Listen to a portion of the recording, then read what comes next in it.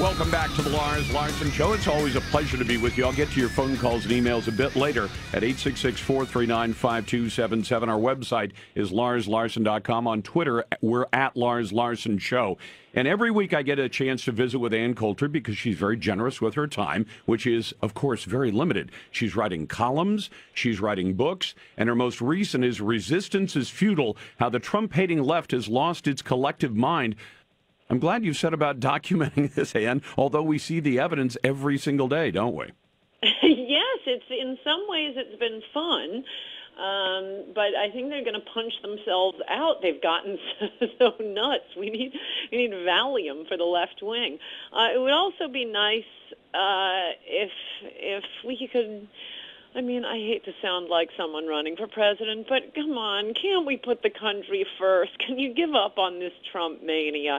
As I point out in the book, it has nothing to do with the policies. I don't think most of the Trump hysterics could even name Trump's policies. They just hate him aesthetically. They hate him as a man. And especially replacing their absolute love, President Barack Obama. I don't think they could name his policies either. They were just so thrilled that he was charming and spoke well, even sang well, and the fact that he was black was just a super bonus. They got to have a black friend. To replace him with Rodney Dangerfield, I think they've gone mad. Especially being wrong during the campaign, so they invent these demented conspiracy theories to try to give their and hyperventilate about treason to try to give their hissy fit dignity. Well, and you just limited us to the demographic that remembers Caddyshack because that.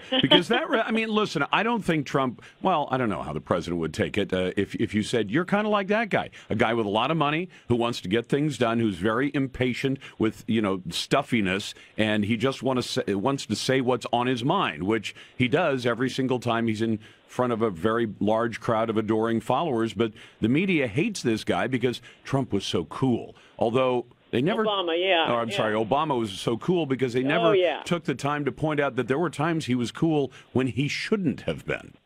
Right. No, that's right. And Lex, I'm sorry that you don't have a copy of the book yet. I'm going to send you an electronic copy, which has the benefit of having fewer mistakes in it. The first edition does have a few mistakes, which pain me incredibly, but I think they'll be collector's items. Don't you have an editor for all that stuff? Yes, but the book was put out fast. And well, you always turn them out fast. In the summer, but I'm never putting out a book in the summer again. Except it's good timing because you can take it to the beach and it's short and it's fun. And I start with the gist of the left just throwing off all norms. The courts, the media totally dropping its objectivity. The Pope, athletes, states. The sanctuary city business, the Hillary Clinton. I mean, to have the opponent in a presidential race or any political race in America is typically known as the loyal opposition. No, Hillary announced she was part of the resistance. That's a military term. If Trump had said that about Hillary or God forbid, Obama, it would have been taken as a Klan reference, particularly if it were then, he's signaling to the militias, attack Hillary's supporters. And in point of fact, Trump supporters have been under vicious fascistic physical attacks, really since Trump came along. But the ability to go through Nexus and look at some of the things they are hysterical about in particular, I think is fun and points out a lot of really new stuff. Well, and you make the important point, though, that this man puts America first, and the left, including the press, which announced openly 2 years ago, we're going to shed our previous norms because this man is such a threat to America by putting America first that we have to throw out all the journalistic conventions and simply announce that we're opposed to the president. They're not just doing it covertly, they're doing it overtly. Yes, and it's quite obvious to those of us who are their readers. I used to be able to. I mean, I've always been a New York Times critic, but you used to be able to read the New York Times. And, okay, this isn't how I would have started the story. This wouldn't be my first paragraph. This wouldn't be my first 6 paragraphs. A lot of editorializing in these facts. But eventually I'll read through, I'll cull through it, and I'll get the facts. You can't even do that anymore. No, they're sending citizens in a democracy away from their newspapers and their news shows with believing exactly the opposite of what the facts are. Well, as they do that and as they begin to diminish their own audiences and their own credibility, do you think there's going to be a point where they realize we're destroying ourselves, that they're doing more damage to journalism and journalistic organizations that are worth billions of dollars than they're doing to Trump? I hope so. I mean, this book is actually very good advice for the resistance, though I do not think they will take it. And you know, one hopeful thing we can, I will credit Trump with, he really has gone after the media. If we get nothing else out of the presidency, I hope we will get a total destruction of the mainstream media as we see it now. They can't be trusted. They are the enemy of democracy, and enemy of the people. And we need to rebuild a media along an ethical lines where you get the truth. But at the moment, the most truth you get is, well, of course, on talk radio, and then on tiny little rabbit holes on the internet. Now you see a story about, you know, I don't know, a police shooting in Ferguson or down in wherever Trayvon was, and I think most people don't tune in to say what happened. Don't pick up the newspaper to see what happened. No, they go on the internet to find out what really happened.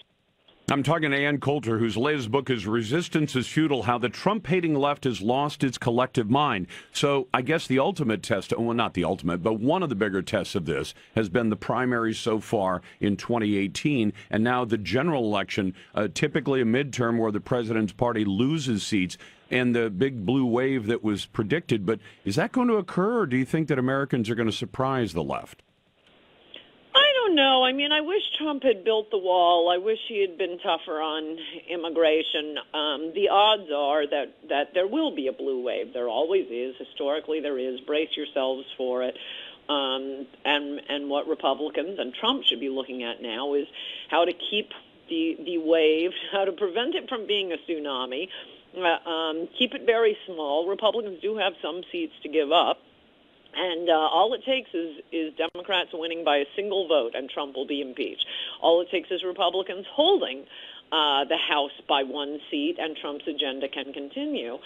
And maybe he can get to those things, the crucial parts of his platform. But I mean, if people don't knock him for it, I think he ought to go back to the popular issues he ran on.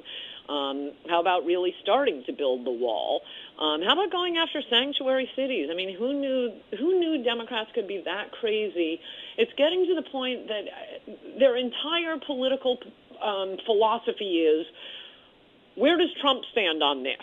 Oh, that's awful. I think we could get the resistance to come out for pedophilia if we told them Trump was against it. And now they're not only for illegal aliens, they're not only for abolishing the borders, they're for illegal aliens who have committed rape and murder and brought in boatloads of heroin. That's their official position. If Trump really hit that hard and held a lot of rallies, I think he could reduce the size of the blue wave. But brace yourselves because the party in power loses seats in the midterm. Her latest book is called Resistance is Futile, How the Trump-Hating Left Has Lost Its Collective Mind. And finally, I've made the mistake before, it is out. It is available.